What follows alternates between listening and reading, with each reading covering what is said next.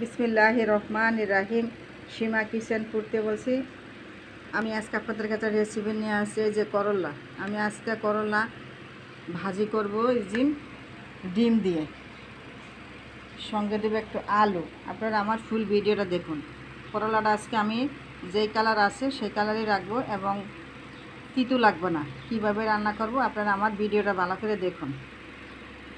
এতে প্রথমত আমি এখানটা কড়াইতে কিছু পেঁয়াজ কুচি দিয়ে দিলাম, দিয়ে দিচ্ছি পরিমাণ মতন তেল। এখানে এই যে পেঁয়াজটা হয়ে গেছে, তাই এখানে আমি একটু অল্প কিছু পরিমাণে হলুদ গুঁড়ো দিয়েছি 1 চামচ পরিমাণে লবণ, আর দিয়েছি কাঁচামরিচ, মানে এখানে আমি গুঁড়োমরিচ দেবো না। দিয়েছি এখানে এই যে মাছের ডিমগুলা, এই যে মাছগুলো ভাজা ভাজা হয়ে গেছে। ডিমগুলা দেখেন, সঙ্গে দিয়ে দেবো আমি এই যে কেটে রাখা করলাগুলো, দিয়ে দিছি আলুগুলা একসঙ্গে দেবো। কিন্তু করলাটা এখানে আমি বেশি নাড়াচাড়া করবো না এবং ঢাকনাও দেবো না, কারণ যদি ঢাকনা দিই বা বেশি নাড়াচাড়া করি তাহলে কিন্তু করলাগুলো কিন্তু তিতো হয়ে যাবে। তাই আমি হালকাভাবে নাড়া দেবো এবং ঢাকনা আমি কোনোভাবে দেবো না।